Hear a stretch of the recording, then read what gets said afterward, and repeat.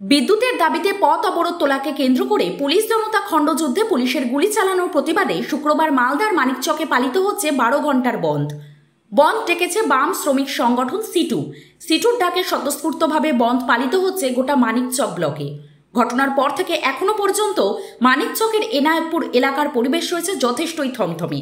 গোটা এলাকার দোকানপাট বন্ধ রয়েছে, শুনশান রয়েছে রাস্তাঘাট, এলাকায় চলছে পুলিশি টহল।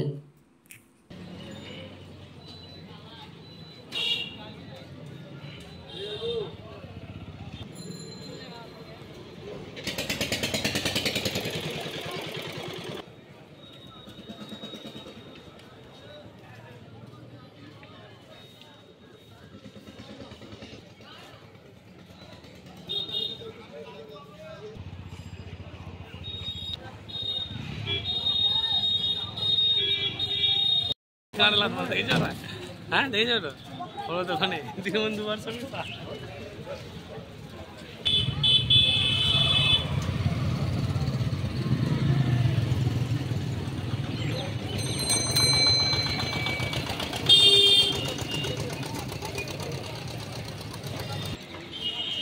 रोकवा